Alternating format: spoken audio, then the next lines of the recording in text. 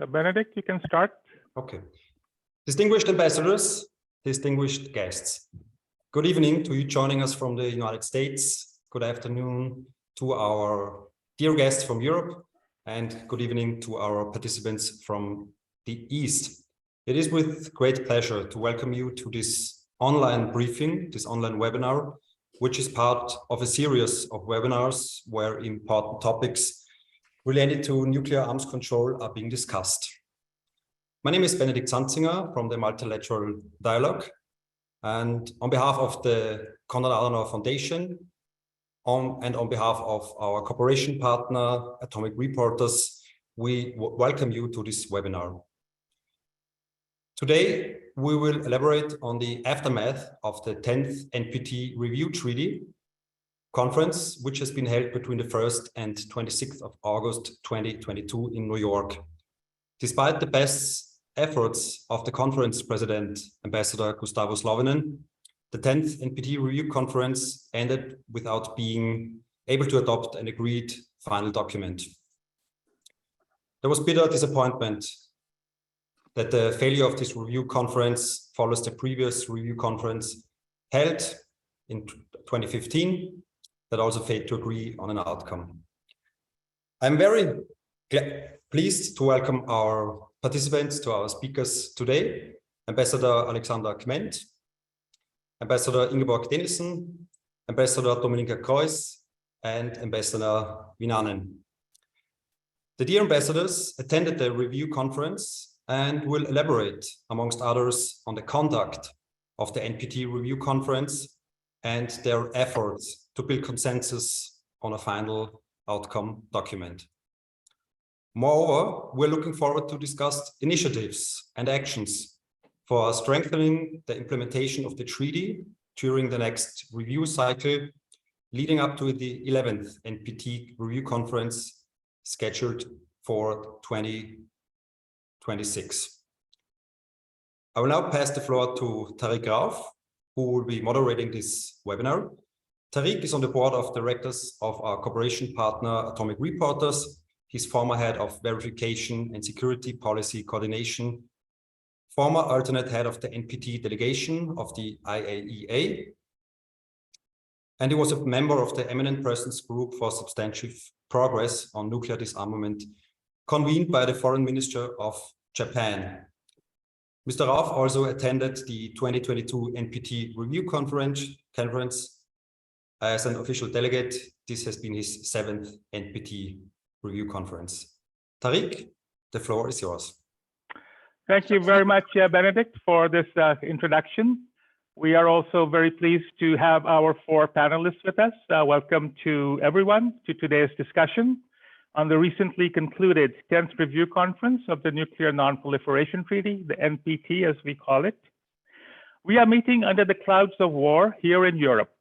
Previous NPT review conferences also have been held under conditions of war. But now the specter of nuclear Armageddon is threatening us and is a new development. 60 years ago, in October 1962, the 2 nuclear superpowers narrowly averted starting a nuclear war.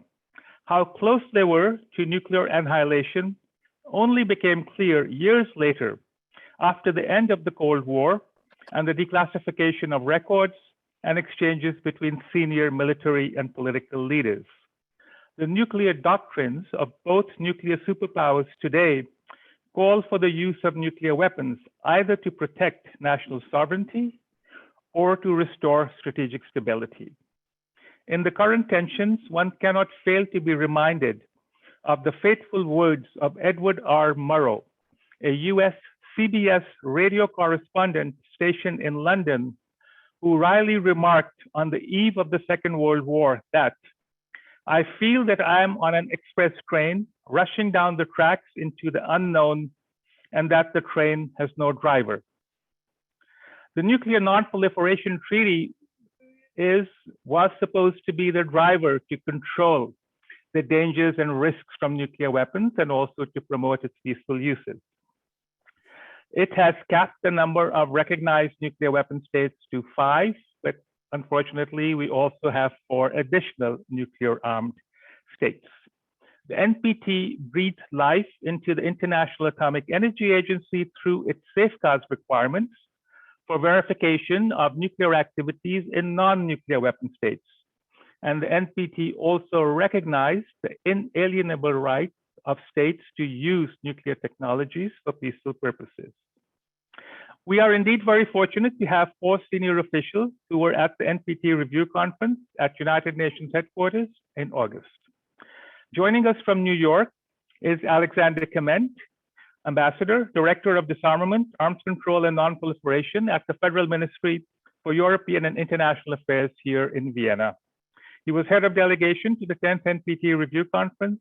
He also presided over the first meeting of the states parties to the Treaty on the Prohibition of Nuclear Weapons and the Humanitarian Impact Conference, both of which were held here in Vienna in June.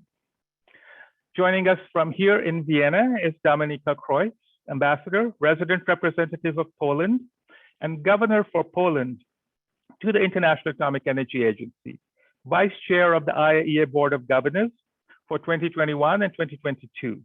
Head of delegation to the 10th NPT Review Conference, she chaired Main Committee 2, which covers nuclear verification, safeguards, export controls, nuclear security, and nuclear weapon-free zones. Joining us from The Hague, we have Ingeborg Dennison, Ambassador, Netherlands Ministry of Foreign Affairs. She was with the Netherlands delegation to the 10th NPT Review Conference and chaired Main Committee 3, which covers peaceful uses of nuclear energy, as well as nuclear safety, the strengthened review process, and some other matters concerning the treaty. And finally, from Helsinki, we have Jarmo Viinanen, Ambassador for Arms Control, Ministry of Foreign Affairs of Finland, head of delegation to the 10th NPT Review Conference. He was the facilitator of informal consultations on facilitating convergence of views on elements of a final document at the 10th Review Conference. So the format will be that the moderator will put 3 or 4 rounds of questions to each of our 4 distinguished panelists, and then we shall take questions from the online audience. So I will ask questions in the order of the speakers that I introduced, starting first with Ambassador Clement. In June this year, you presided over the Humanitarian Impact Conference, as well as the TPNW First Meeting of States Parties. And in August, you were at the NPT Review Conference, as we've just heard. How would you compare the discourse and outcomes on nuclear disarmament matters? Of course, we know that at the NPT Review Conference, we couldn't agree on a final document, but nonetheless, what is your overall assessment of the review conference and the current discourse on nuclear disarmament and nuclear arms control? Well, thank you so much for the invitation to participate in this meeting. Very glad to be here. Thank you for the question. Starting with the Treaty on the Prohibition of Nuclear Weapons, we had the first meeting of states parties in June, as you said, which I think was a very successful meeting. We had properly negotiated outcomes. We agreed on an ambitious action plan on how to move forward in the implementation of the TPNW, and we came up with a very strong political declaration, which, by the way, included the strongest condemnation of nuclear threats that you will find in a multilateral forum, which I think is a very important message by the international community in the current circumstances. So the meeting was a substantive meeting, and it was inclusive with survivors of nuclear weapons tests and nuclear weapons use, with experts, academia, and civil society. And on the day before the TPNW meeting, Austria organized an expert conference to highlight some of the latest research and expertise about the humanitarian consequences of nuclear weapons and risks of nuclear weapons. So yes, it was of course easier in the TPNW context because we are broadly like-minded when it comes to the nuclear weapons issue. But I think it was the TPNW sent a very important and clear signal and an expression of expectation that we need a different way. A different way needs to be found on the nuclear weapons issue. And I'm convinced that the overwhelming majority of states shares this view. And with these strong outcomes, we then, and with a sense of urgency, we then approach the NPT RevCon. And by contrast, the NPT Review Conference was, of course, very much dominated by geopolitics, mainly, of course, the war in Ukraine, but also increasing political tensions in Asia.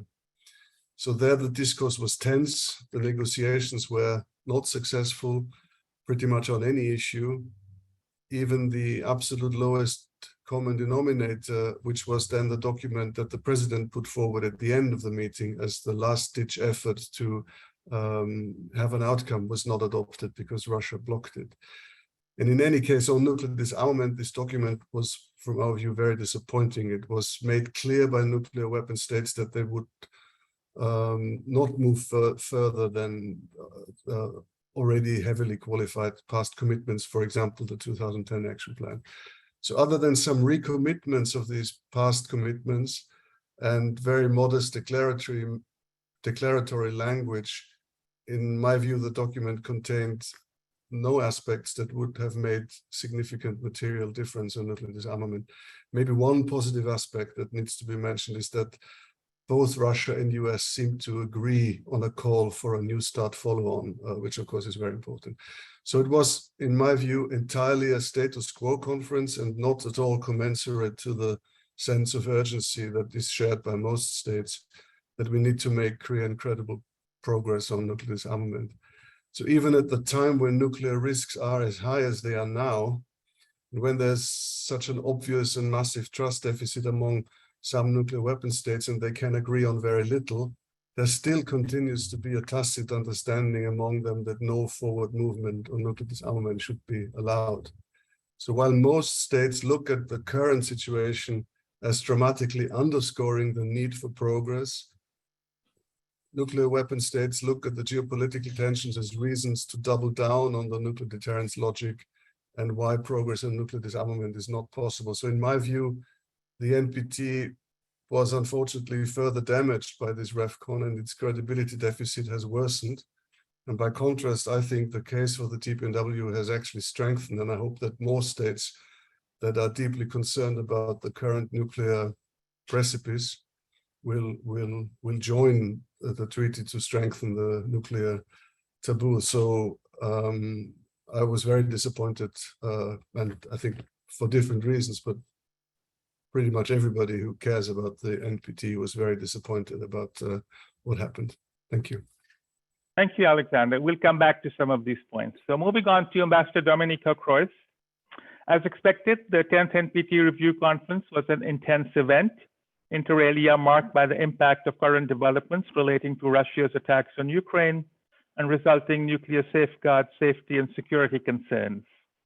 Though the final document could not be adopted, what, in your opinion, were the main achievements in the work of Main Committee 2 that you so ably chaired and in the report that you presented to the review conference?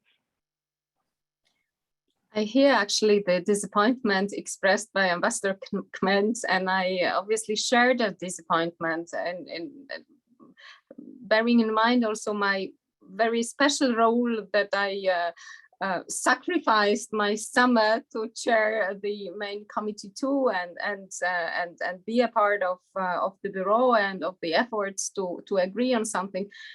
It's very obvious that we are disappointed, but on the other hand, this disappointment is not only a disappointment of the failure of the review conference. It is even more a disappointment of the triggered and caused by the current situation in the world. Yeah, it is, the security is at its lowest at the moment, particularly in this part of the world. Nuclear power is involved in an aggressive war, counted on devastation. It's very clear that we are all disappointed, right? So there is the review conference is just a reflection of reality. Since the security is as it is, it's quite clear that we cannot really talk about success and of the review conference handling all the security issues in the world.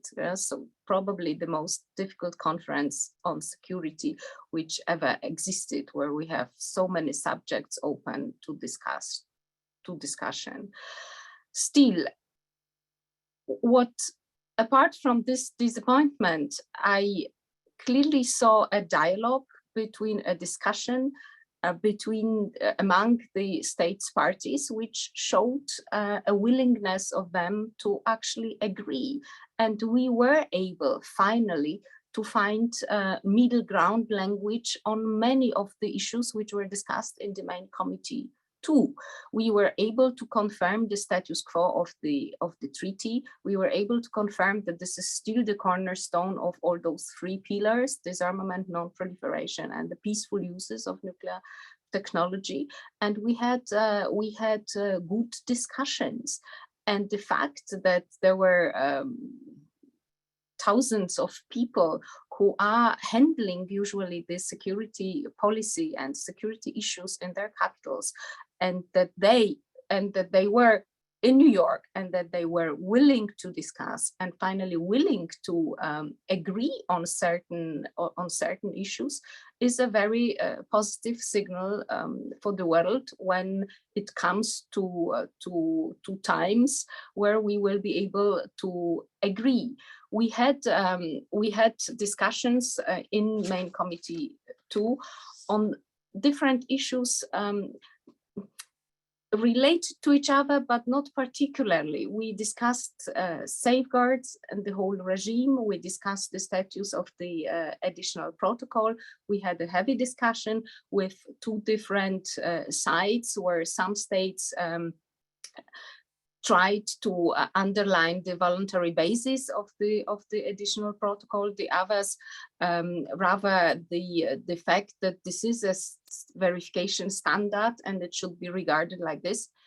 And the fact that they were able to agree and find a compromise language, a middle ground language with which they could have lived, is already an achievement. There was an agreement that the agency plays a very important role in the Viennese agency plays a very important role in the in safeguards issues.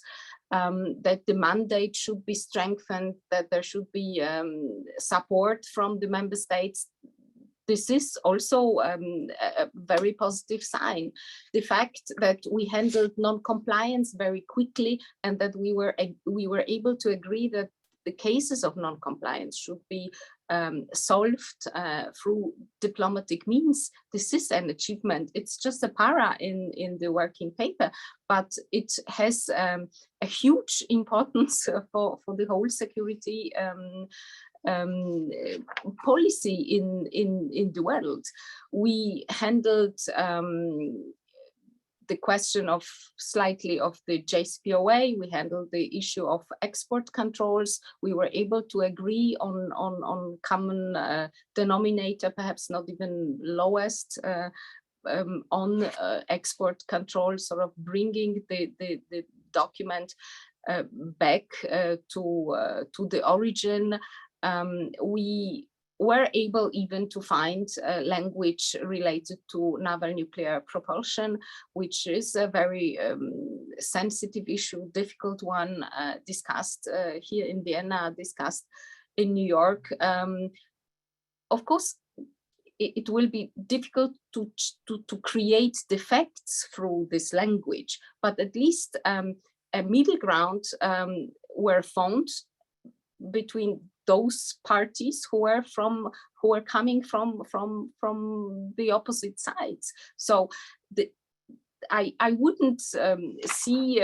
So those are the achievements which I see. We had a discussion on the status of the SQPs. This is also the small quantity protocol. This is also an issue. We had a discussion on security, nuclear security issues, on nuclear safeguards issues in Ukraine, where we tried to combine sort of both approaches, the one relating to the general principle of a loss of control and the possibility to verify safeguards, and the approach which sort of focused on the current situation in Ukraine and in its nuclear power plants. So there was a discussion, and it was absolutely a positive signal. The fact that we were unable to agree, finally, we were unable to agree just on one issue. And only in the committee, in main committee 2, which I chaired, we had at least 20 very difficult issues. We had, which I didn't mention, we also had the nuclear weapons free zones discussed in that committee. And we were also there able to find language, to find middle ground, to reflect the status of those nuclear weapon free zones, and also the status of the protocol to those treaties, which is a difficult issue for many states. So I share the disappointment about the situation in the world, but in a way completely I see the positive outcome of the conference, and I also see that the documents which we deposited will, with the conference, will constitute certain terms of reference for the future review conferences.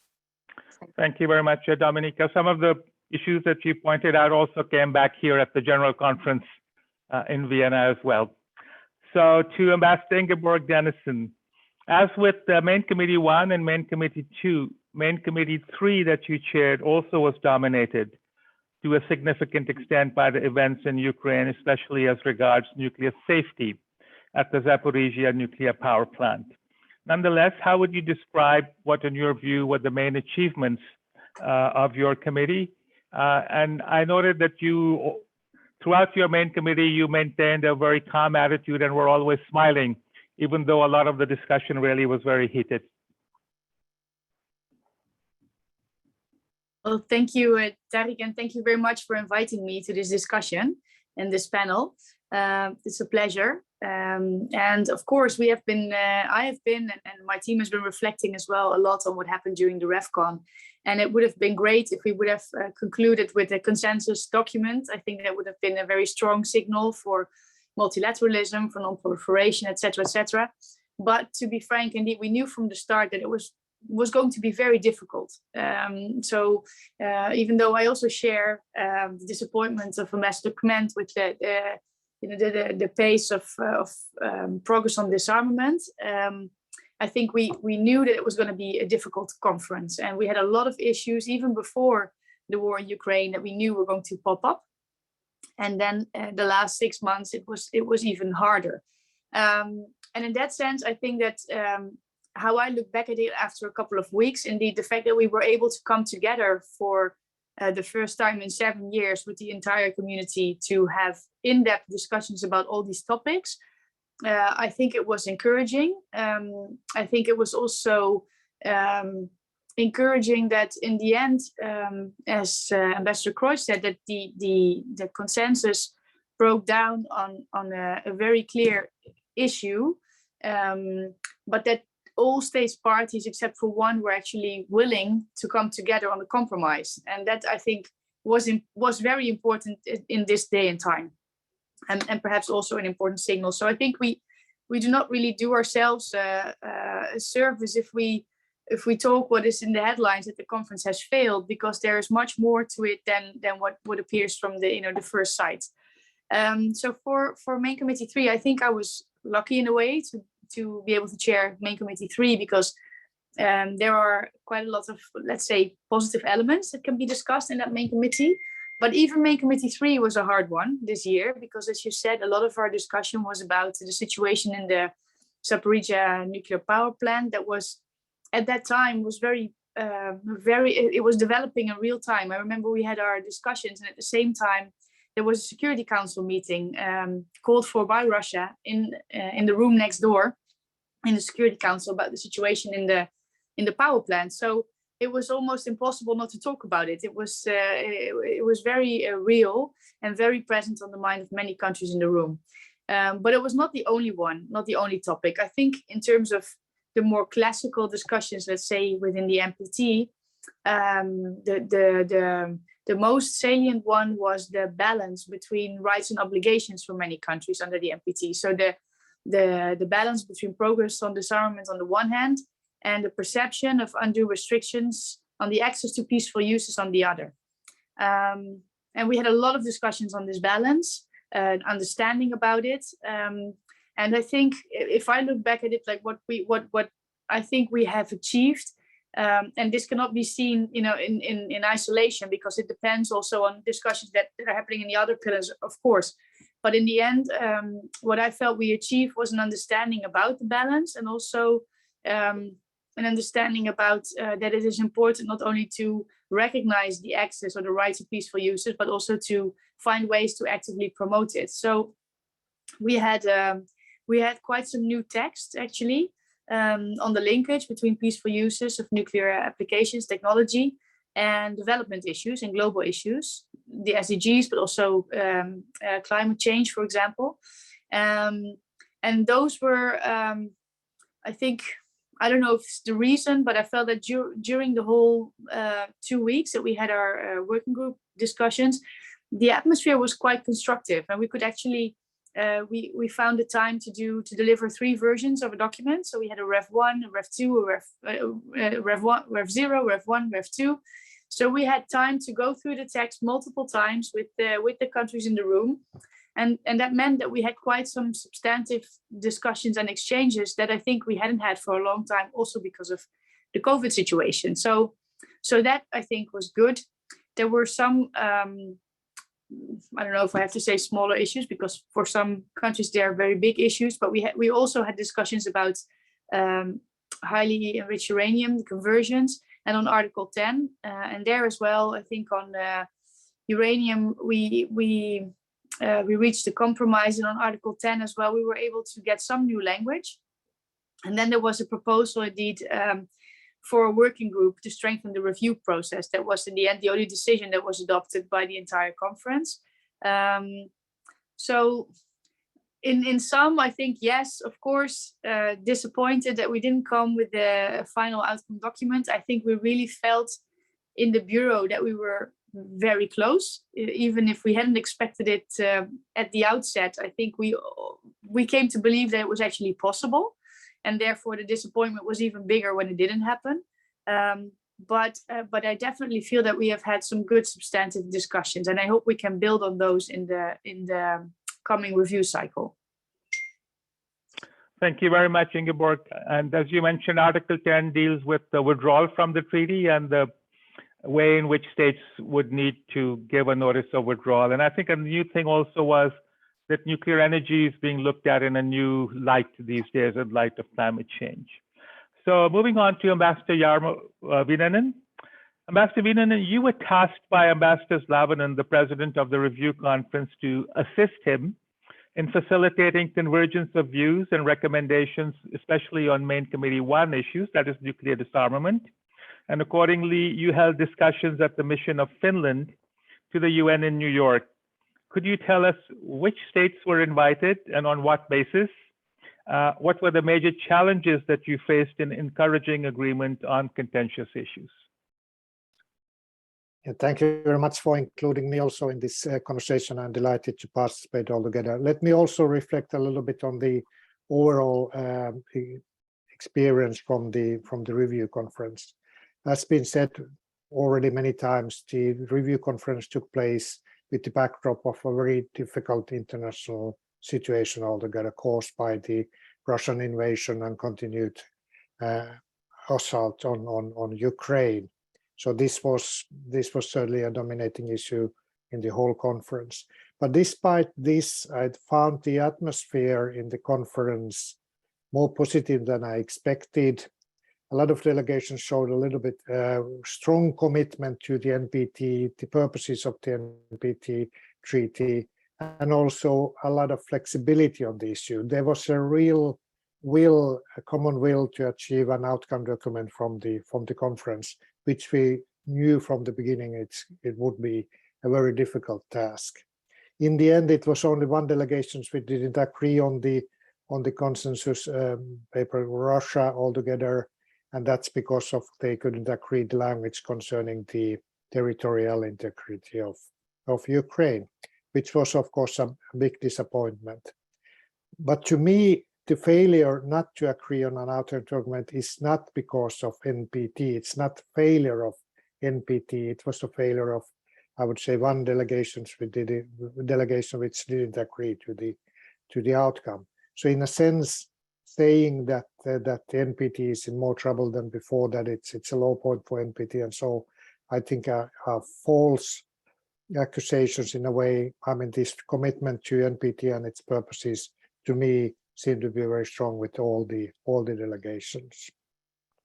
Concerning the informal consultations, yeah, I was approached by the president of the conference during the third week of the conference, and then he asked whether I would be ready to facilitate and to conduct informal consultations, especially on the main committee 1 issues, the nuclear disarmament issue. Then later on, it was expanded also to cover the main committee 2 issues altogether. Of course, I mean, this is an offer which is very difficult or impossible to say no to, even though I was a little bit scared about the situation, understanding that the chance of failure certainly would be a very big one. But then we started, it was approximately 20 countries which participated in these consultations. All the P5 countries were there. And then the purpose was to have regionally and politically balanced group of countries from different parts of the world in the group. And I guess that was and another factor which was taken in consideration was also that whether the delegation have shown particular interest and commitment and initiative for the NPT with in the form of working papers and other things which they might have done earlier, in a way that there was a sense that those who were participating actually could easily contribute to a common outcome altogether. And I think that we had a very good representative group together in the Finnish delegation. We started on Saturday, worked through Sunday, Monday, Tuesday, and finished early on Tuesday afternoon. One issue always when you have this kind of smaller group of countries, you try to also consider, and I think that the president considered also, whether that we need to include countries or states which, if they were left outside, might be very problematic in the end. So that certainly was one consideration also. This is, of course, unfair for the flexible countries which can adapt to different situations, but I guess the international system works a little bit in that way. In the informal consultation, we had all the time very good, constructive atmosphere. Everybody was very eager to contribute. Everybody was actually ready to see compromise on many of the issues. And I guess for many delegations and heads of delegation, it was easy a little bit to expand about their motivations, the reasons why they hold certain positions on the matter in a smaller room where the atmosphere was very, very supportive in that sense. I would say that for many delegations, it was probably eye-opening to hear some of the delegation explaining the reasons for the positions on those matters. I mean, certainly nuclear disarmament is the most difficult issue altogether.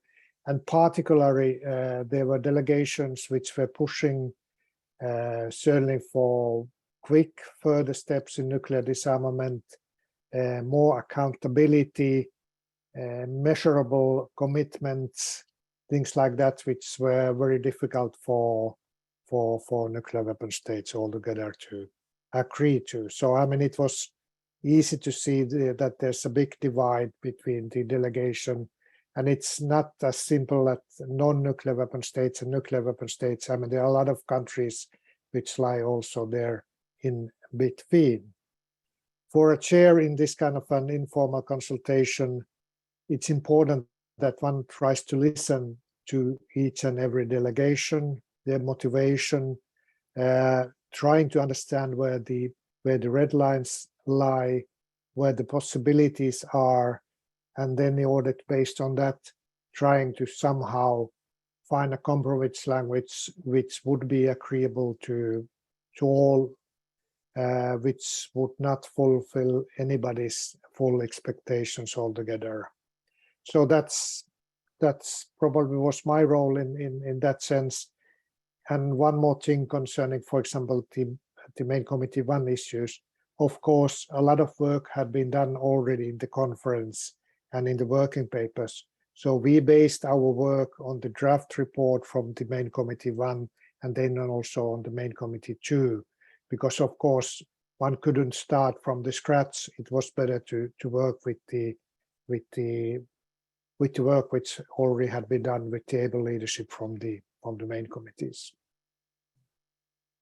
Thank you, Jarmo. That was very clear in giving us some background on the informal consultation. Incidentally, is there a sauna at the Finnish mission in New York? No, it's an American high-rise, so there's no sauna, no. But it was really hot. I mean, you can understand. We couldn't have air conditioning either on Saturday or Sunday because the building actually would charge 15,000 per hour for the air conditioning. So we had very hot feeling in the meeting room. I mentioned this because before the 2000 NPT Review Conference, your colleague at that time took a bunch of delegates to Ivalo, and this is north of 60. And once the ambassadors were in the sauna, their attitude changed quite a bit. Anyway, moving on to serious questions and back to Alexander. So Alexander, you hinted in you said in your earlier comments about the failure or reluctance of the nuclear weapon states to agree on any benchmarks or timelines as regards nuclear disarmament. So could you expand as to why there is this continuing resistance to having a benchmark or a timeline? The only timeline we had in 1995 was to have a comprehensive nuclear test ban treaty by 1996. And even though the treaty was achieved, unfortunately, it still has not entered into force. And I've asked you this question before, but I'll ask you again in the current context. In the report of Main Committee 1 and in other documents, and I think also at the First Committee where you are in New York, we come across these terms or concepts like undiminished and increased security for all, and unequivocal undertaking by the nuclear weapon states to accomplish the total elimination of their nuclear arsenals. What do we mean by these terms, and how can we define them and put some concrete meaning to these terms? Otherwise, they just keep getting slipped into NPT documents and resolutions, and we really don't know what they mean, and the meaning is also elastic. Big questions. So on the timelines and benchmarks, which is something that non-nuclear weapon states have asked for decades and are not getting. Look, for example, the last consensus document that we have in the NPT is from 2010, the 2010 action plan. And part of the reason why we came up with this action plan, it was actually one of my colleagues who negotiated, who was in charge of this process on the nuclear disarmament side, was to identify disarmament steps that could be measurable.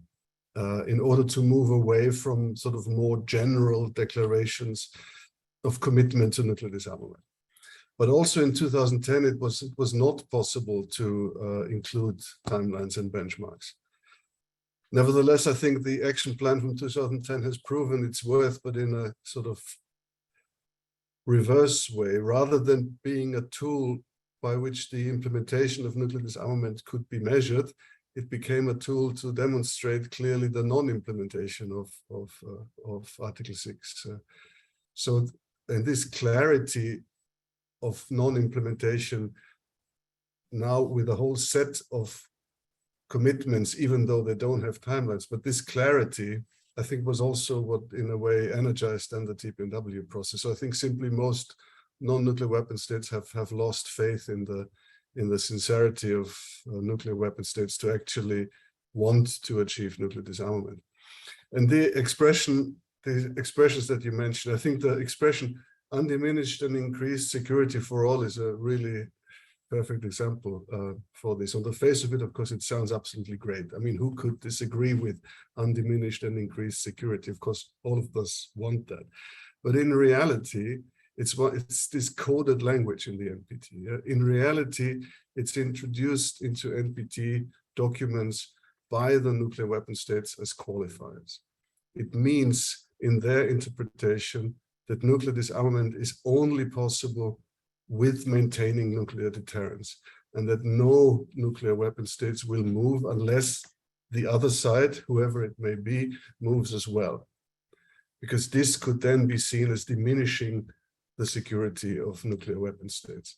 So as a result, no one moves, and all nuclear weapon states interpret undiminished security as a way out, as the sort of all-purpose qualifier for not allowing progress. And the fact that the existence of nuclear weapons and the practice of nuclear deterrence is seen by the vast majority of NPT states parties as in fact permanently diminishing their security, and that's disregarded. So it's this coded language, and the unequivocal undertaking comes from the 2000 NPT RevCon. It's the strongest reference to the actual objective of nuclear disarmament that we have. So non-nuclear weapon states, of course, understand this coded language, but the NPT simply operates on the basis of consensus. So if non-nuclear weapon states want to get some commitments on nuclear disarmament in NPT documents, the only way to do this, and the only way that nuclear weapon states are going to accept this, is with these qualifiers. And of course, these qualifiers immediately undermine the credibility of the commitments that have been given. And that is, I think, so the nuclear weapon states simply will not agree to any of those commitments without the qualifiers. And I think this in my view, are some of the key elements that constantly fuel the credibility deficit of the NPT on nuclear disarmament, and that was absolutely abundantly present again at this RevCon. Thank you. Thank you. I'll come back to you later on a related issue, and that's creating the environment for nuclear disarmament. And I understand a meeting is coming up, and I've been critical, as you know, of Austria and others taking part in that, but you can mull that over as I move on to my second question to Dominika.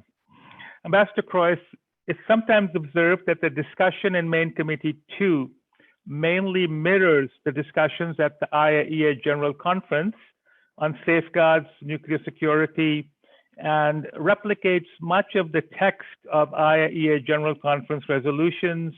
And sometimes in the NPT, it even reopens contentious issues such as, for example, the additional protocol being the verification standard or voluntary, and you already touched upon this in your earlier comments. Is this inevitable in your opinion? Should NPT states parties recommend additional measures to be implemented in connection with safeguards in non-nuclear weapon states, as all IMCIRC 153 safeguards agreements are in connection with the NPT and not independently created at the IAEA? Well, yes and no, actually. Of course, agency has a particular mandate here and looks at the verification of safeguards in the countries. It has a special constituency. Not every member state of the agency is a state party to the NPT.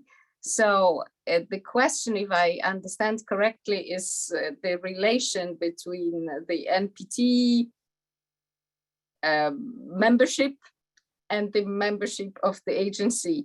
They should fit the discussions in RevCon, and among the parties to the NPT could fit to the discussion on the mandate of the agency, which is given by the member states, by the General Conference, by the decisions of the member states, in fact, yeah. Agreed, starting from the statute through different GC resolutions, decisions, through the board, because in the in the end, it's the board who's the governing body for the agency. So to create a situation where a body imposes recommendations on the agency, I don't really think that would be an ideal situation. I don't really think it's legally possible. But of course, the discussions which are in Vienna could feed into the discussion, and maybe some recommendations taken by the members of the agency. There is perhaps also one aspect which could be mentioned. In Vienna, agency handles safeguards issues, so main committee 2 issues, and MC3 peaceful uses. That's a sort of non-proliferation crowd, if I can say so. In the NPT, there is a first actually pillar, which is detached from Vienna per se, but which is extremely important for the NPT, for the review of the NPT. And I think my predecessor, Ambassador Kment, spoke almost entirely about the first pillar. So disarmament is not an issue which is handled here. And in the NPT, we look at the certain balance. Yeah?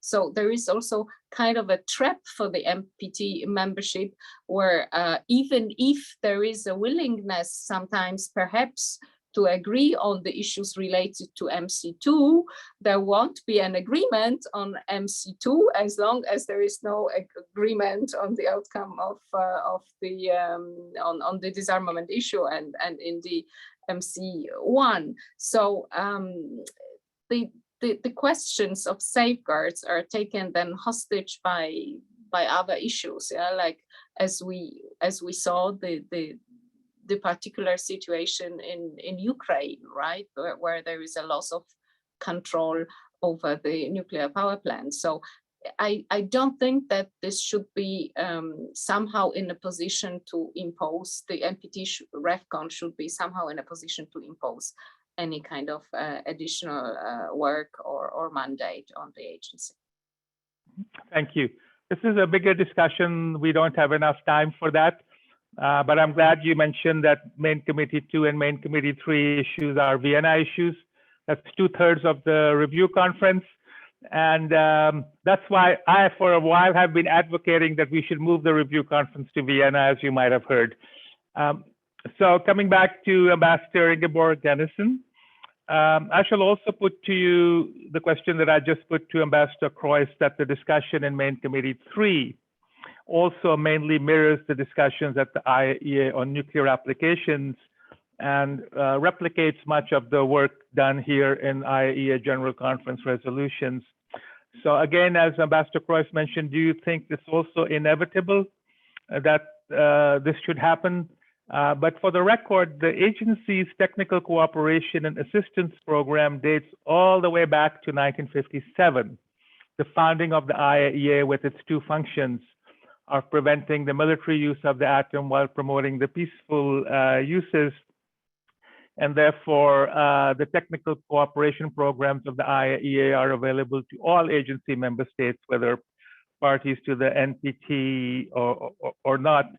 So the argument that peaceful uses are sort of not well known is also something that came up at this review conference.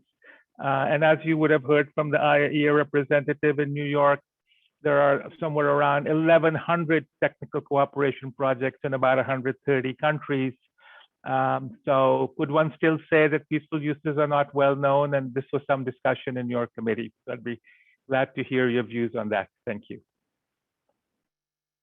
Thank you very much. And I think that's 2 questions indeed, one on the NPT and the IAEA, and then on the peaceful uses and the how known the activities are. I think I'm going to say a little bit the same as my predecessor, but in different words in reference to your first question, because indeed there's a lot of overlap between the discussions in the NPT, I think, and the discussions that happen in Vienna. but it's not the same because indeed it's a different form, a different format. So the balance between the pillars, as Dominika said, plays a part in the NPT. There is a big overlap because the IAEA discussions are an important reference framework, I think, for many people in the room. So most of the people representing their countries in the third pillar are actually representatives from Vienna. So they bring the discussions from Vienna also into the room for the NPT. And also, of course, because of the topics, the Secretariat, UNODA, but also the IAEA provides assistance to the chair. So there is some, a lot of inspiration there. But just to say that from the chair's point of view, we didn't start necessarily with IAEA language. I mean, that's not how it worked. But there were a lot of times in the discussions where the IAEA discussions came up, and it was very handy to have the knowledge present. I also said the NPT is a different form indeed because there are 3 pillars, and Dominika also alluded to the fact that sometimes there is hostage taking across the 3 pillars. Sometimes the discussion in one pillar can help discussion in another pillar. It works both ways, and sometimes countries also pick and choose a little bit. So in some cases, it's you actually end up at Vienna language because that's the way to find a compromise. And in other areas, I remember that we had the IAEA language as a fallback position, and in other cases it was said that we couldn't discuss an issue because there hadn't been an agreement in Vienna yet. So it depended a little bit sometimes on the interest of the country, the way in which they would refer back to what was already discussed in Vienna or what had to be discussed in Vienna. And I think it mainly served as a point of inspiration and sometimes as a fallback position. So on the peaceful uses in itself not being well known, I think that does not count for the people that are involved in all these TC projects, probably in the recipient countries and people who are involved in Vienna. But as far as I understand, this stream of the TC fund very much runs through the technical cooperation program of the IAEA. And what was discussed a lot in the third pillar was that if you want to leverage more funding, for example, that could also improve the access to peaceful uses of nuclear applications and technology. Reference or in relation to the wider funding, for example, possibilities that are available, only a very limited amount is leveraged to the TC fund. And if you could, expand that by making more linkages with development cooperation, for example, that would actually increase the access to peaceful uses, which was for many countries in the room very important, not only because of energy demand, but also because of demands in the medical sphere, but also very much so in the areas of irrigation, agriculture, etc., etc. So there were a lot of countries that were stressing that. And I think what was said was that there is a need to improve the linkage between different sectors, because many government agencies, both in recipient countries, but also in countries providing funding to the TC, for example, they work in quite a siloed way. It's not so evident that people working on knowing the NPT very well are also involved in projects related to the SDGs, for example, and the other way around. So I think there are some gains that can still be made. Yeah. Okay, well, thank you. That was very useful. So coming back to you, Ambassador Zlauvinen, I'd like to come back to, if you could point to some of the contentious issues regarding Main Committee 1. One especially was that some countries wanted a reference to the so-called umbrella states that are members of Alliance Under Nuclear Weapons or bilateral arrangements. And this group of states was very open in saying that they could not accept such a reference, as it would create a so-called third category, and they would reject the final document if such a reference was there. So perhaps you might expand a little bit on that. You also mentioned that some Main Committee 2 issues also came up, and I was wondering if you could give us a little bit more detail. And related to that, why was it not possible to insulate your draft text from the Ukraine issue, because after all, this is a review conference of the NPT. It's not a meeting of the Security Council on International Peace and Security, though of course we know there are implications. But the reason we were in New York were to review the implementation of the treaty. Thank you very much. Concerning the umbrella countries and mentioning the umbrella countries, I mean, this issue has come forward also in earlier review conferences, probably a little bit stronger this time. It was promoted especially by China, and then also echoed by many other countries altogether, that there would need to be special reporting requirements also for the umbrella countries. And of course, the umbrella countries were opposing this very much, being very clear on the matter that the treaty actually recognizes only two categories of countries, those with nuclear weapons and those without nuclear weapons. And it would be artificial to somehow to put a special responsibility for countries which are part of an alliance where also some nuclear weapon states. I mean, you can argue this from both sides of the aisle, and certainly this is going to be an issue which we are going to come back to, certainly on several occasions and so on. At this stage, it's impossible to say whether there's going to be rapprochement on this, whether there's going to be more agreeable terms on this matter altogether. But one thing is sure, this is going to come back, and we are going to discuss this on several occasions. That was very obvious and very clear from the review conference. So no solution at this stage on there, but let's see what will happen in the future. Concerning the main committee 2 issues, yes, we covered all the whole draft report from the main committee 2. Of course, once again, they did a good work. I mean, and it was a very good draft report altogether. There were disagreements, of course, on many of the issues, and probably those were also reflected in our discussions. Concerning why Ukraine was not insulated from these discussions, once again, it's about the overlap which was mentioned here once again. I mean, the Russian invasion of Ukraine, I mean, holds a lot of nuclear issues. There have been direct nuclear threats by the president of Russia on Ukraine and also on other countries. There are issues concerning safeguards with the Ukrainian nuclear power plants. There are issues of safety and security. So it overlaps the whole NPT range in that sense. So it was only natural that it was also tackled within the main committee 2 issues once again. And of course, as it was explained here earlier, because the discussions take place and debates take place in the main committees, they're a little bit insulated from each other. So of course, delegations bring similar issues to different main committees. I mean, and it didn't just apply, for example, for Ukraine. For example, the issue concerning nuclear weapon-free zones certainly was reflected in all of the main committees and reflected everywhere. When it comes then to somehow trying to have a single outcome document from a conference, then it's of course the responsibility of the president and the bureau and the drafting committee, perhaps in a way that it's clean, in a way that there's not going to be too much repetition on different aspects and so on. This time, as usually, I mean, there's never enough time to do this. So that's why you can find in whatever outcome document of an international conference, there's always going to be a repetition, because this is the way we work on these matters. Okay, thank you. We'll have, with your permission, one more round of questions, and then we'll take some questions from the audience. And so back to Alexander.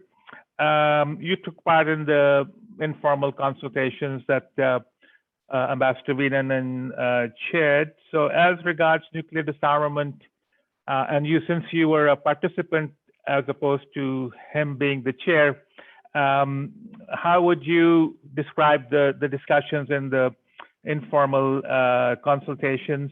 And there is a view among some that the TPNW states underplayed the treaty, and they settled for too little, just a reference to the treaty and the first meeting, but there was no reference to the outcome document, the actions that you mentioned, nor was there any call on behalf of the TPNW states and so on.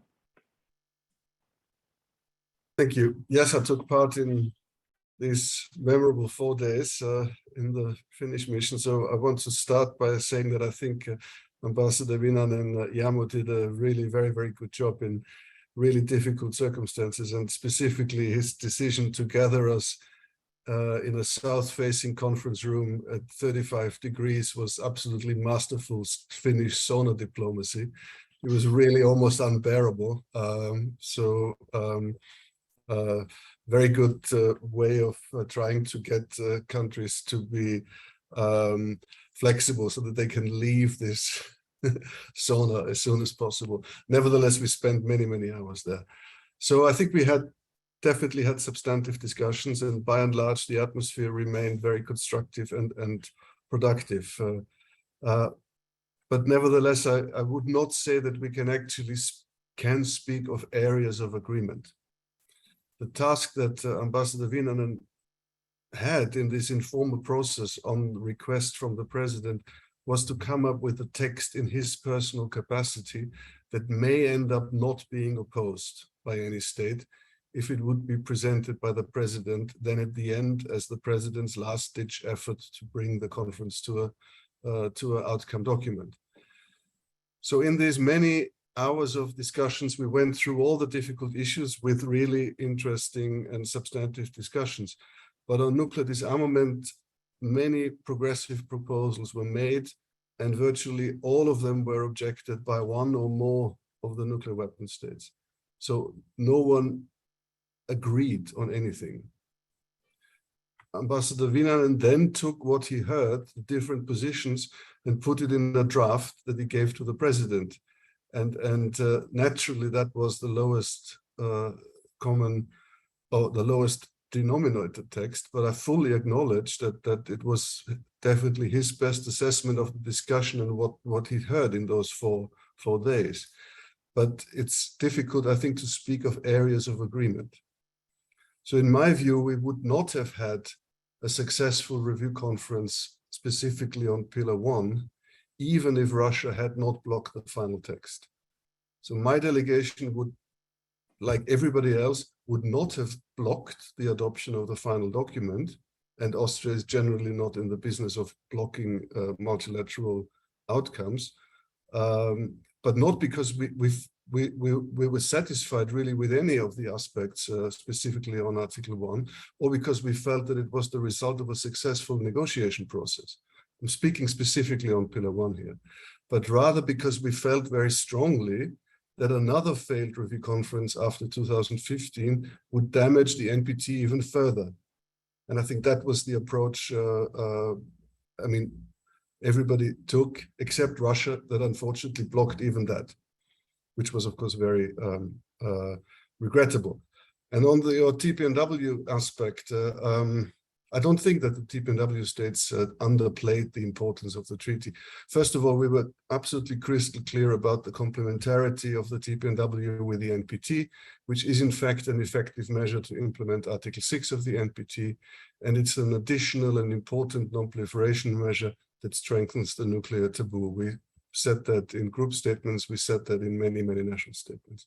Secondly, TPNW states parties delivered 2 joint statements, bringing some of the key agreements and messages from the first meeting of states parties and the Vienna Declaration in particular to the NPT. We also organized a joint statement on the humanitarian consequences of nuclear weapons, which was co-signed by 148 states.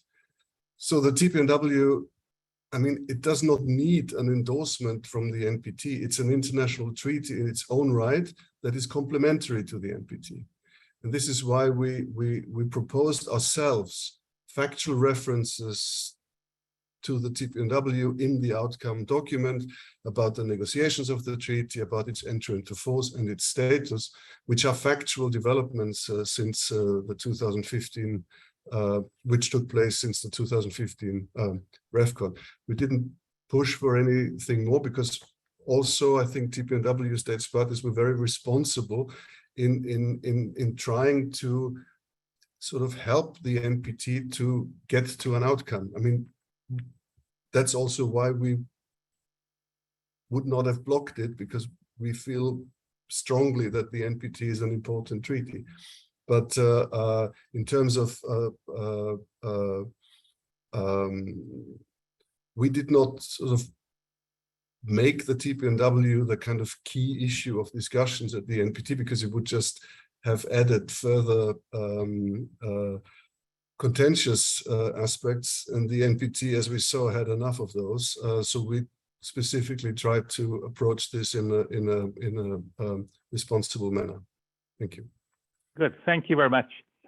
So coming to you, Ambassador Croyson, you also referred to this in your earlier comments, and this is the matter of IAEA safeguards on naval propulsion, which you might have picked up as something that I've been working on since 1987, when Canada was the first country that wanted to go down that route. So all of the safeguards agreements, such as that Poland has with the IAEA under the NPT, the title says safeguards agreement in connection with the NPT. So the IAEA came up with INSRC 153 at the request of the NPT states parties to help verify the obligations under Article 3.1. So my question again is, the interpreters of INSRC 153 are the NPT states parties.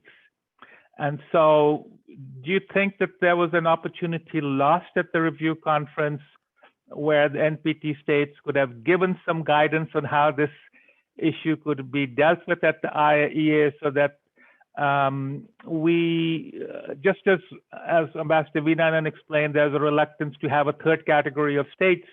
We also don't want a third category of states where something is under safeguards, non-nuclear weapon states, and something is not under safeguards.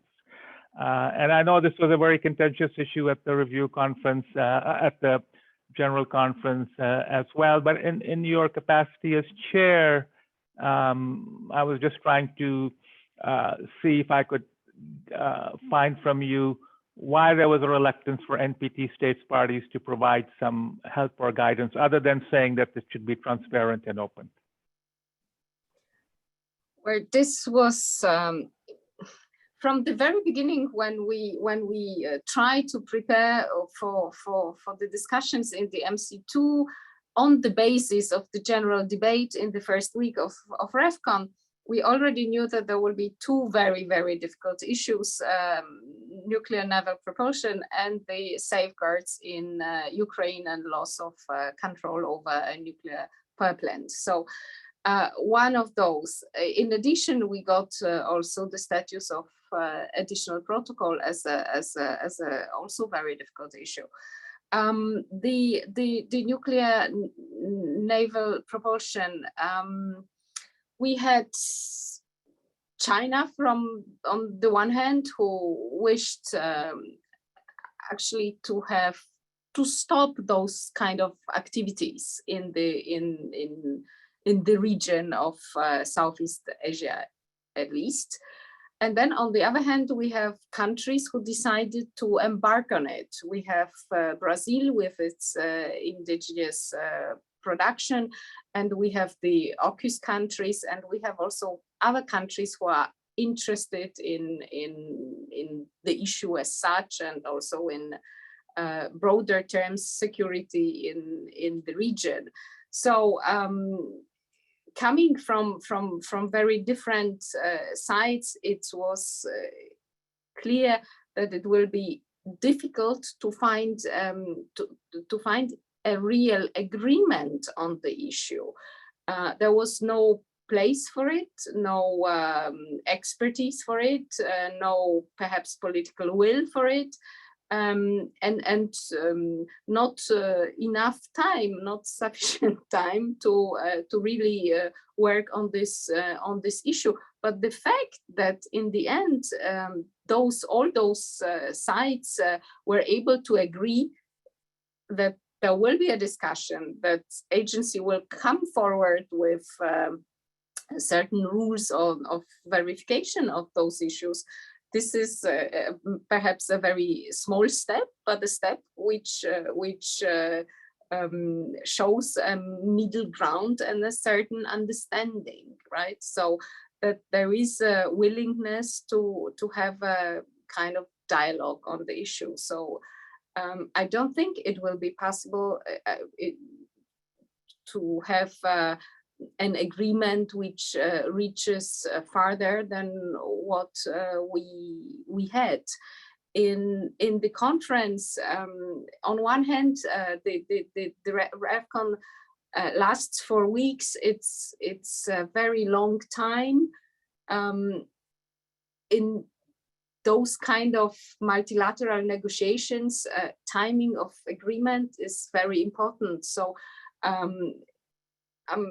probably we have reached an agreement on the language related to nuclear naval propulsion only very late in the 4th week of the conference, but probably this is always the case, that the agreement is possible to be reached only on the very last day, at the very last occasion. So no matter how long it would have lasted, the review conference, the agreement would have been reached only on this issue, only on the very at the very last moment, provided there is a willingness, there is a political will to have an agreement on the issue. In that case, there was an agreement, but timing is very important. Yes, I think that was thank you for explaining that, which is very relevant.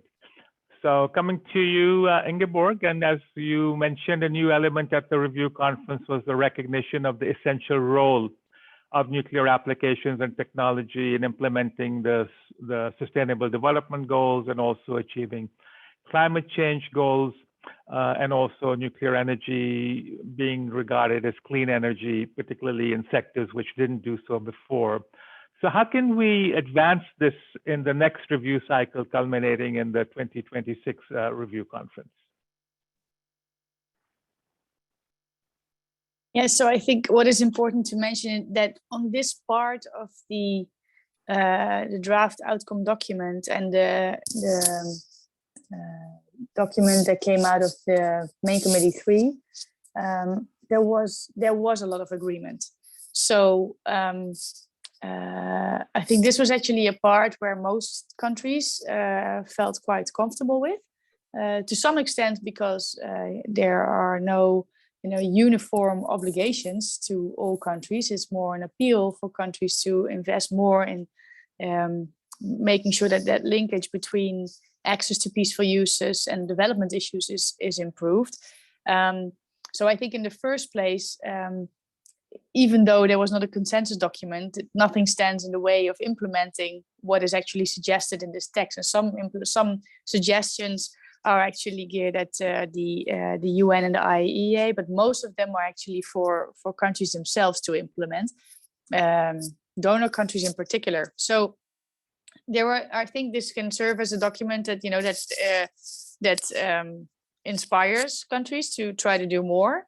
It is a document that can help perhaps raise awareness. If I'm looking at, for example, my own Ministry of Foreign Affairs, this could be a reason to engage with other sectors on the NPT that is not part of their daily work, but that is actually very more relevant than they would know to their business. So that would be helpful.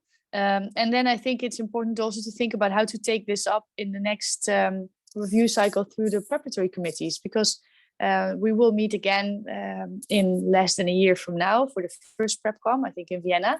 And the question is, how do we pick up the work that has been done in the review conference? And then I'm already diving a little bit into perhaps something that you want to bring up later about the review process. This is something that we have been thinking about also in the framework, for example, of the NPDI. Like, how can you build on previous outcomes for the next conference? And this is one I think it would be a pity if it would get lost because this was not a consensus outcome document. There's a lot of text in there that you can find coming from the main committee, but also from the subsidiary body that was chaired by Ambassador Johnson from Ghana. That is actually quite concrete and actionable, and countries can engage with each other to see how these recommendations can be implemented or promoted even. Yeah, I think that's a good point, particularly on items from main committee 2 and 3 that were less contentious. I think the chair of the next PrepCom would try and pick up some elements for that as a starting point. So, Ambassador Zlauvinen, if we look at the document that Ambassador Zlauvinen presented, it had about 287 paragraphs. So how realistically can we think about achieving agreement on a document that is so long? And this is the longest document in the history of NPT review conferences. Should we not try to look at brevity and have a shorter document that's easier to negotiate, because everyone puts in everything, and there's this old saying of decorating it like a Christmas tree. So since you chaired these informal consultations, what would be your recommendations for the next review cycle in terms of brevity, in terms of the output?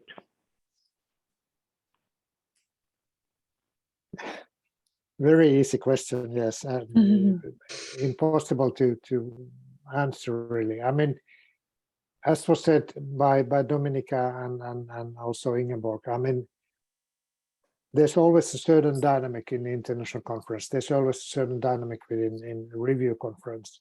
And it's clear that the delegations are going to agree on certain outcome only in the very end, when there's no other opportunity. They see that this is the final draft, and then they might agree to it. And usually that's the only time you can actually have an agreement on. I mean, basically, I mean, the language, for example, for main committee 2, main committee 3, didn't change too much from the reports of the chair in the end. But of course, it was impossible to agree in the main committee because there was still too much time. So everybody was expecting that probably we can have a little bit better outcome. And if we give in too early, so somebody is going to cash it in, and I'm trying to do a little bit additional demands on that matter. So that's the dynamic which is there. So therefore, and also different countries have different interests. There's a repetition on similar issues in different main committees, and those find their ways always to the draft outcome document also. You hardly ever can actually take away all the redundancies from the document. So therefore they are long documents because there are important issues. There are important issues for different delegations, and they want to have their issues reflected in an outcome document. If you really want to have a shorter document, a more concise document, even more a political document altogether, it takes a lot of courage from the president of the conference to do that. And one of the challenges for that is not just that it takes a lot of courage to do that, but of course the time challenges which you have. How can you actually draft a meaningful, nice and easy read, meaningful outcome document in a couple of days? I mean, you need to prepare that beforehand, and probably you could do that. Many other conferences operate on a different mode. I mean, you have longer informal consultations where you have some kind of a basis you work on, and in the end, the president or the chair of the meeting knows what approximately is going to happen. In the NPT, we work very in a very ineffective way. We have 3 PrepComs, which actually have very little bearing on the review conference. We meet for 10 weeks altogether, but in the end, it comes to the final night, whether there's going to be an agreement or not. So it's very difficult to change this. I mean, but there was an agreement, there was a decision that there's going to be a working group looking at ways to improve the whole review process and to have it more effective. I wouldn't put too much hope that it's going to bring miracles once again, because the delegations should have different views how the process should be improved. But at least it's a step in the right direction. So I mean, there's no silver bullet to remedy the situation. It's something that we have to live with, and it's on each and every delegation's responsibility to do their best in a way to act in a constructive manner, which would lead to a meaningful outcome. Yes, I think that's a very good point, because we tried from 1997, different ways of implementing the review process, a continuing document that could be updated at each PrepCom, and so on. So although this is a discussion for another time, I think the problem is more that states have different priorities and different views rather than the process. Jarmo, if you had any comments on the other three speakers, I'll give each one of you a brief opportunity if you wanted to comment on what the three others have said, and then we take some questions from the floor. No, not really. I mean, it was interesting to hear from the different perspective. I mean, and they coincide very much on my reflections on different topics, certainly. So, I mean, it looks like that we have been in this same conference. Ingeborg, do you have any comments on the others? Anything you wanted to reply to or add to? Not for the moment, no, thank you. Okay. Dominika? Perhaps about this shortened document, in such long negotiations, there are always two schools. Yeah, there is one very traditional one, because which basically could be concluded with one sentence, because it has always been like this. And then this is an argument which is very difficult to be overcome. And if you look at the report, my report, the working paper at the end, proposed at the end of the work of the main committee 3, there are many paras which are just one para related to one issue, and this para could be desperately important for one delegation, and another para for another delegation. And there is the first chapter on the principles of non-proliferation, and they are very, very obvious. So in a way, they shouldn't be repeated. But if they are not repeated, that will be obviously a signal for the world that something changed.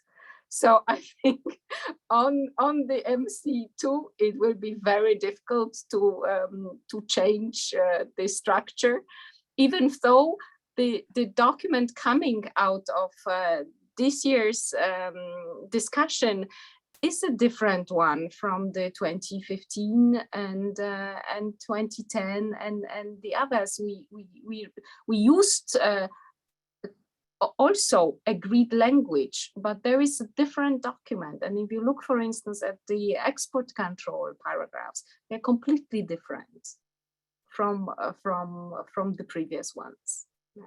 Okay, thank you. Alexander? No. So I'll just go off screen, but just so I can read the questions by putting my nose closer to the screen. So we have a question from Senator Douglas Roach of Canada, who was the head of the Canadian delegation in 1985. His question is to Ambassador Kement. How do you see the future of the TPNW in light of two successive NPT review conferences that were not able to agree on an outcome document? Will the TPNW states make a new approach to non-nuclear weapon states? Another question is from Paul Ingram from Cambridge University, to any of the panelists who might wish to take it up. In your view, is the NPT damaged by the lack of a final document more than it would have been if there had been one that was not fully satisfactory from the point of view of states on nuclear disarmament?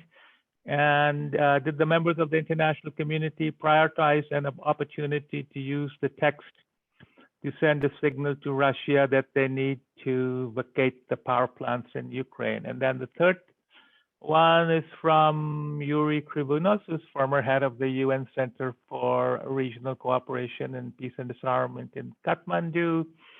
His question is regarding attacks or threats of attack on nuclear facilities, and how can the non-proliferation regime deal with that? So I'll start with you, Alexander, and then move on to the others. Yes, thank you for the question. So I think it's very important, and I think all TPNW states parties will agree to that, that the fact that the NPT is in trouble, we all are deeply concerned about that, and we don't want that. We want the NPT to be strong, and we interpret the TPNW as an approach to strengthen the NPT. But we have seen again, unfortunately, talking again on Pillar 1, that it is simply extremely difficult, if not possible, if not impossible, to make progress in a sort of clear, credible, and directional way on Article 6 currently, and actually also if you look at the past decades. So it's very difficult. So obviously fresh thinking is necessary. And I would say that the current circumstances dramatically underscore the need for fresh thinking.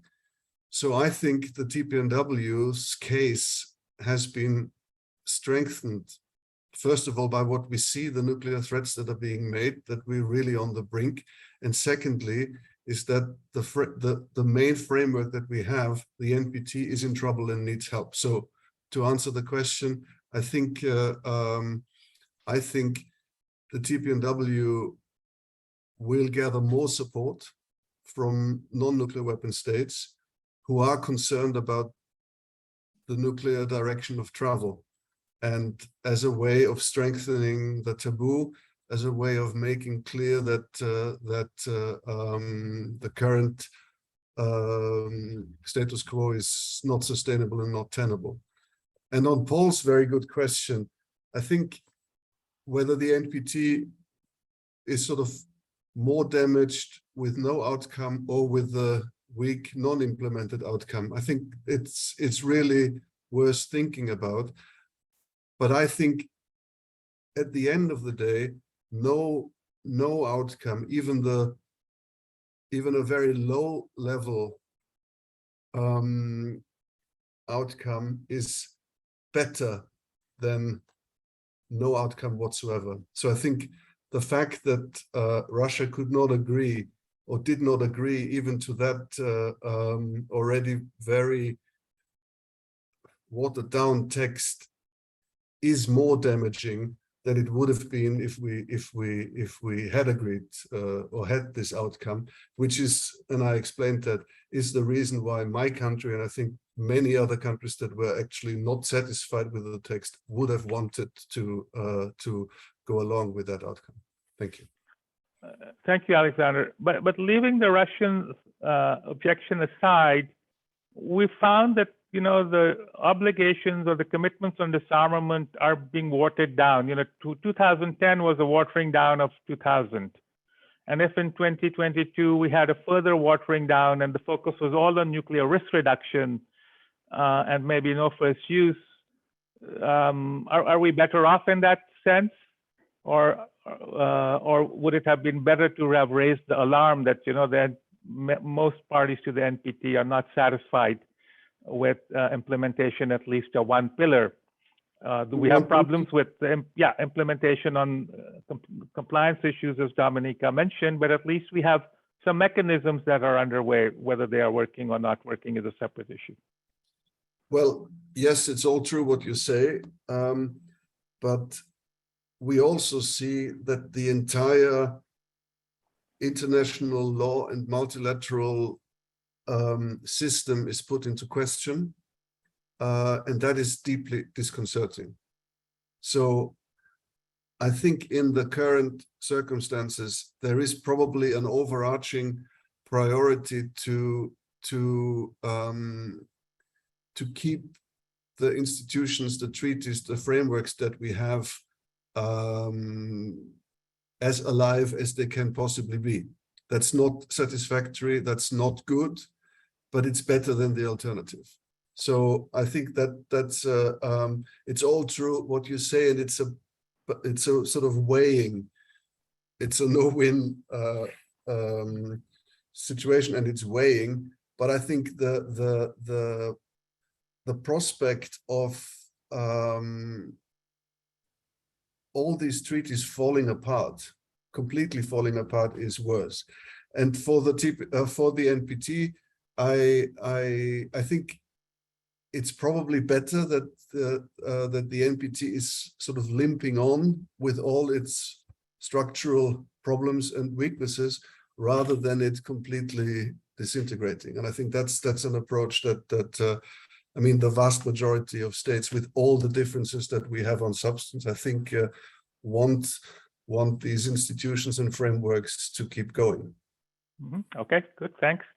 So Dominika, coming to you on the question regarding threats to nuclear power plants. As you know, the Director General has been trying to get this nuclear safety and security zone around Zaporizhzhia. He's also talked about the 7 pillars of nuclear safety and security.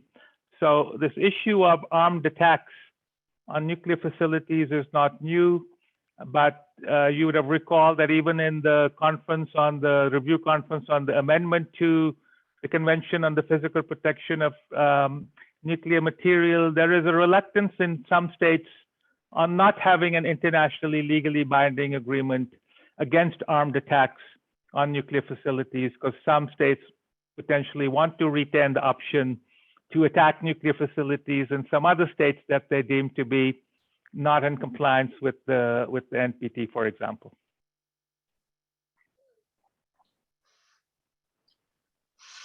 Well, it's a bit a question about general principle, if we should elaborate a convention to protect nuclear facilities and to prohibit armed attacks at the nuclear facilities on one hand. So a general question, and the very particular case of Ukraine, which is happening now. And here, again, I wouldn't like to say anything what could put safety, security, and safeguards of the nuclear power plants in Ukraine a kind of jeopardy. I mean, this should be absolutely protected at all possible aspects. So on one hand, we have a kind of layer of safety, security, and safeguards of those power plants. And on the other hand, we have sort of another layer, another qualification of the legal status of those nuclear facilities, because we can end in a situation, can steer in a situation where from the sort of safety, security, and safeguards point of view, everything is guaranteed and verified, but the nuclear power plants are stolen. And the legal situation of these facilities is a breach of international law, as Alexander just mentioned. So we are in a situation where probably some activities should happen, but most probably we are not in a situation where in a foreseeable future, we will be able to say that we are satisfied with all those aspects which I mentioned. So perhaps I will move from that situation into also what Ambassador Kment said, that we have an erosion of international law and international norms. The question is how far this damages NPT, or is the NPT a collateral damage, that NPT is damaged equally as all norms of international law, or is the sort of failure to adopt the outcome document by the review conference really a damage to the NPT? And to this second question, I don't think so. Perhaps the conference should a bit lower its expectations. It's very difficult under such circumstances which we have to agree on anything by consensus. So if we bear this in mind, we should simply see the treaty as the treaty, and treaty has very powerful articles, very powerful provisions, and there is nothing in the outcome document or even in the discussions of the review conference which would really undermine the status of those articles. So I don't think so. The treaty will exist no matter if we have an outcome document or not. The only very, very negative aspect is that the whole system of international law is perhaps beginning to collapse and will take all the treaties with itself. It's a good point. Ingeborg, would you like to comment on the nuclear safety aspect or related to any of the questions? Well, thank you. I think also on the whether the NPT is damaged, because I think that's, it's a question that, of course, kept us all busy while we were working there. I think we all had the credibility of the NPT on our minds and also afterwards. And I think that it would have, as I said in the beginning, it would have been great if we had reached consensus, because it would have demonstrated to a much larger public that multilateralism still works. So it would be something that we could build on, and not just in the realm of the NPT, but broader. And in that sense, I agree very much with Alexander that it is very important. If beyond that point, I think if whether the NPT is damaged, it depends on us as well as states parties. And in that sense, I think it was very good to see that all states parties minus one were really committed to the treaty. I mean, I really took that as a heartening from the experience in August. And I think it's upon us to say, okay, we didn't reach consensus this time, but it doesn't mean that we cannot, we cannot work toward consensus next time, or that we cannot work toward a good review cycle, or that we know that we should abandon our efforts to reinforce the treaty. And I think actually that is what most countries demonstrated in August. So in that sense, I think the treaty, it would have certainly benefited from a consensus, but I think it's upon us to ensure that the treaty is not damaged as such, and to continue working for it, because apparently we all value it very much.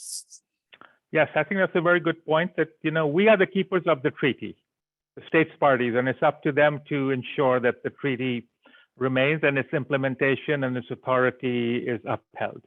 Coming to you, Jarmo, if you wanted to weigh in on any of the questions, and also I think we can now have our final comments, and you could also make your final comments, and then we can wind up as we go through the others. Thank you. Yeah, I wanted to react a little bit on the questions too. I mean, on Paul's question, whether we are better off, whether we would have been better off with an outcome document or without an outcome document. Certainly, I mean, it would have been better to have an outcome document. That would have been much better. But in the end, so we couldn't agree on that. Whether the treaty is damaged and whether it's just limping on a little bit, my reflection is a little bit different than Alexander's on this matter. The reason we didn't have an outcome document from the review conference is not because of the NPT, or not because the NPT is not functioning, or because of difficulties within the NPT. It's a reflection of the very difficult international situation which is caused by the invasion of Russia of Ukraine.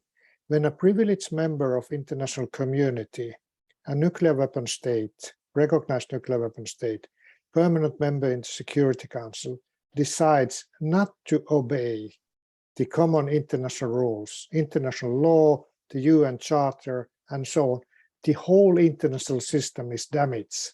It's a challenge for whole of the international system, and also in a way it's a challenge and damage probably also for the NPT. But you have to see that in that perspective, not that it would be particularly because of the NPT. There was another question concerning also whether the Russian nuclear threats in the war in Ukraine would cause some other countries to acquire nuclear weapons and rely on them, on their security. I mean, we've seen that there have been countries which think that they would be better off if they would actually possess nuclear weapons and so on. It might be for the security of certain regimes, it would be good that they have nuclear weapons, but it's in a very limited. We've seen, for example, in the case of North Korea, what is the fate of a country which thinks that they are better off with nuclear weapons. And I think that that example is not very encouraging all the way. So I don't think that there's going to be nuclear proliferation happening because of the Russian war in Ukraine. But of course, that's a valid question anyway, altogether. I don't have any final words to say. It's been a pleasure to be part of this conversation altogether. And it's very good always to listen to colleagues and to hear the very good questions. Because once again, I mean, this is what international cooperation is about. It's an interaction, even though it happens through the screen here. So thank you very much for organizing this event. Thank you. Over to you, Ingeborg.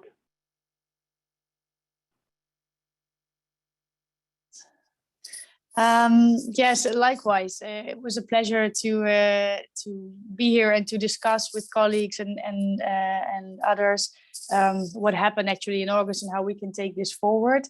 Maybe just a few words on the strengthening the review process, because I think you were right, Tariq, that it would be probably, we shouldn't expect miracles because it's not, the disagreements are not so much about the process, but they're more about the content.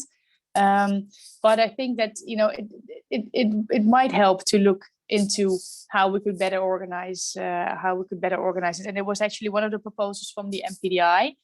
I'd also like to draw attention to the joint statement that the MPDI issued in the first week of the review conference, where there was an expression of the priorities across all three pillars, including on the review process, but also comments on the Russian war in Ukraine.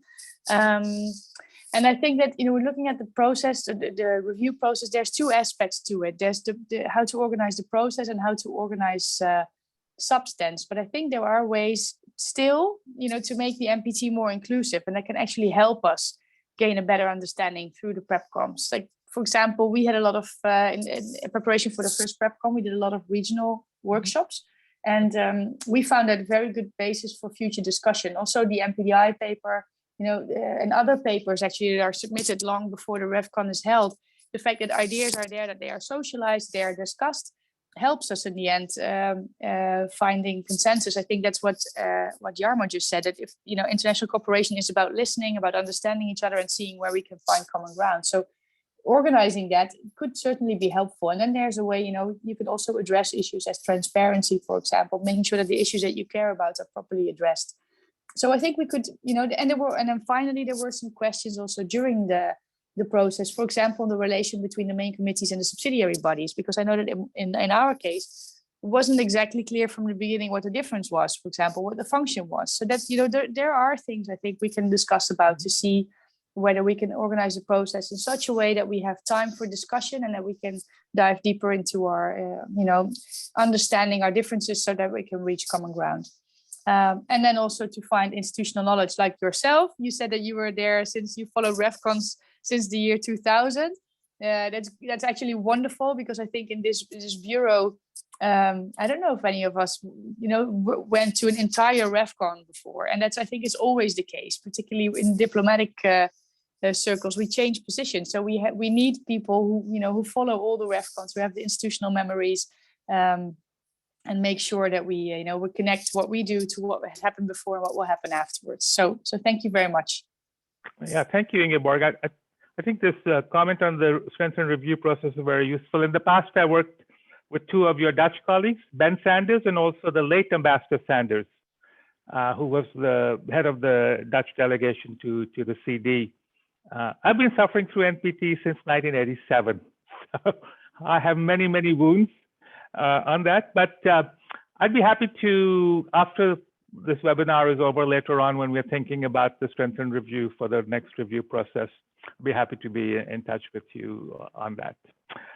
Dominika, over to you.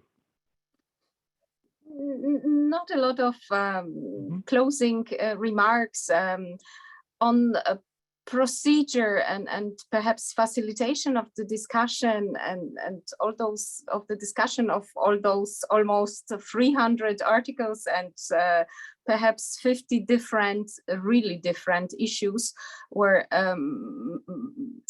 there is different composition of states with interest in those particular issues. With the pandemic, we learned a lot to use all different online instruments and to communicate, even if we live in different time zones and different locations. If there is indeed will to have a discussion in the preparation of the next RevCon, perhaps not PrepCon, but RevCon, there is a possibility to have to have a facilitator who will work on particular issues. So you will need 50 facilitators to work on those 50 different issues and to work out a possible language for the RevCon to be then adopted, but this will require a lot of resources, a lot of commitment, devotion of a particular persons to do it. But if there is someone who would like to take on board, let's say, export control and find a language, it's a very, very complicated issue. It's still possible over a year before the review conference and have a text prepared. So that's on procedure. And a political message. I mean, NPT is the treaty, has not been challenged, is valid, and is a very, very good treaty. And if time allows, it will be implemented much better than it's now. Thank you.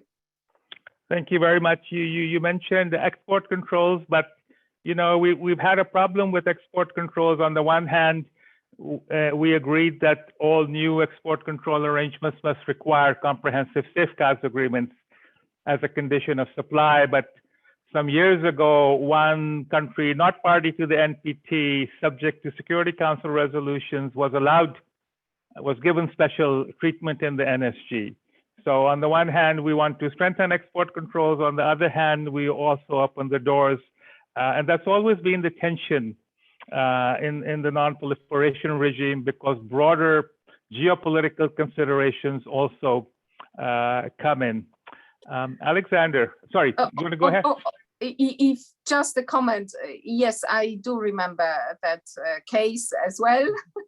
I mentioned that was just an example. That could be, nuclear weapon-free zones and the appropriate text or whatsoever, safeguards and so on and so on. I just mentioned this because indeed this has been rewritten during the MC2 deliberations. Okay. Thank you. Alexander. Well, thanks also from my side for including me in this discussion, which I found interesting, and I hope that the audience also found interesting.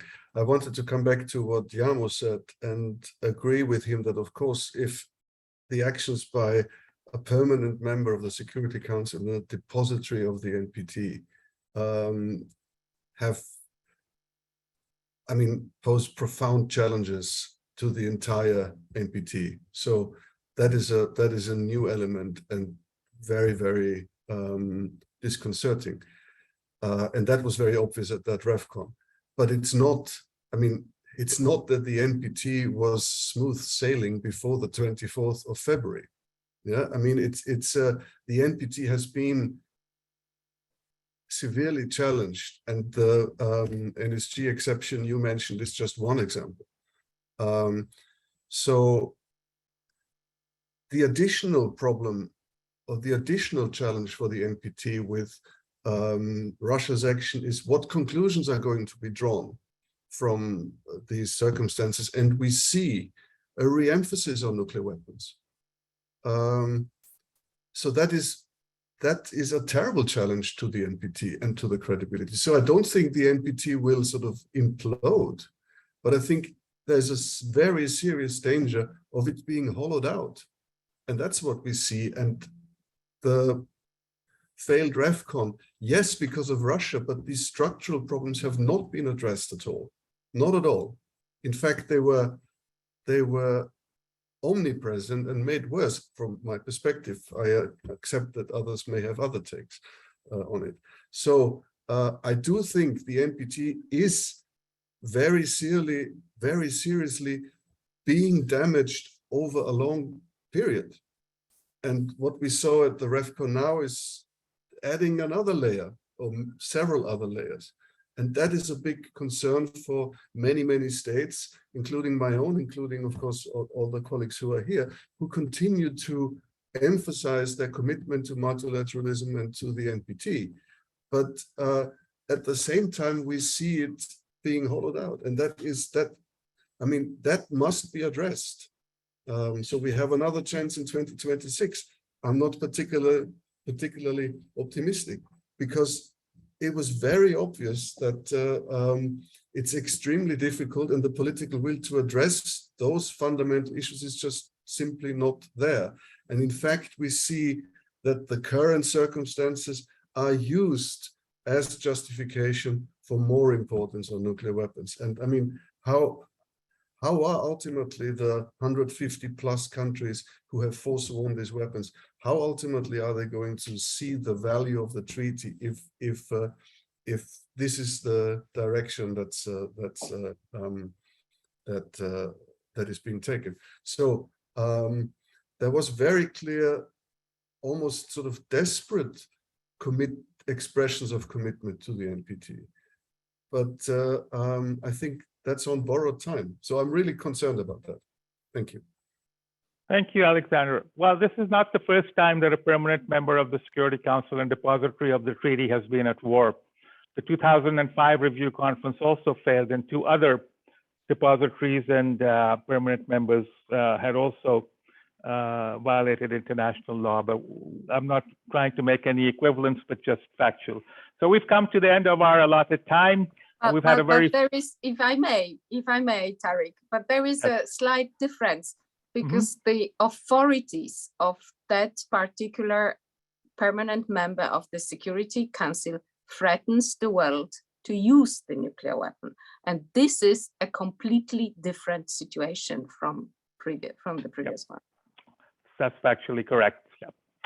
So NPT Review Conferences are very special events. They're unlike any other international conference. It's the only venue in which the 5 nuclear weapon states, to some extent, are prepared to hold themselves accountable. It's only forum where, in response to requests from non-nuclear weapon states, they provide reports and explanations of their nuclear policies. And of course, most non-nuclear weapon states would like to see more disarmament.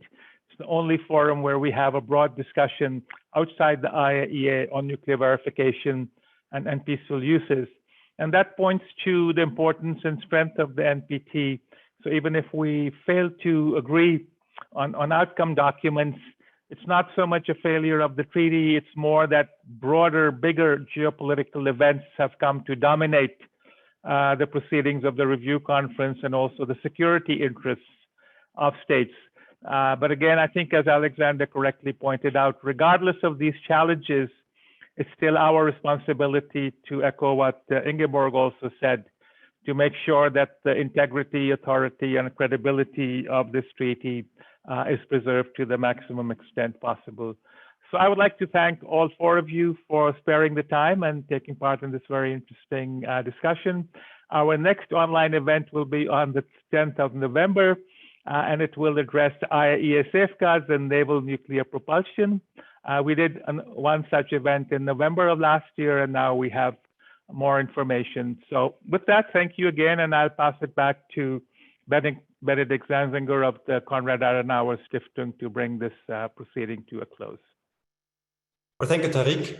Thank you, dear ambassadors, for elaborating on the technical aspects of the NPT Review Conference, as well as the responsibilities and background of the various committees.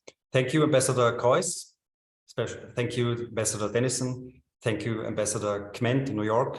And thanks, Ambassador Wienernen. And a very special thanks to you, Tariq, for moderating this webinar. I would also like to thank our audience all across the world for your interest in our webinars and your interest in this very interesting and important topic. As Tariq mentioned before, our next webinar will be held on the 10th of November. You will get all the information in due time. You can check our website of the Konrad-Adenauer-Foundation, as well as our Facebook site. We will be holding this next webinar, of course, in cooperation with Atomic Reporters. And now it only remains to wish you a good evening from Vienna. Good morning to the United States. I'm hoping to see you again. I'm especially hoping to see you again on the 10th of November for our next webinar. And thank you very much, everybody, for participating and your interest in this topic. Thank you very much and goodbye. Thank you. Bye. Bye. Thank you. Bye. Thank you. Bye. Thank you. Bye. Thank you. Thanks.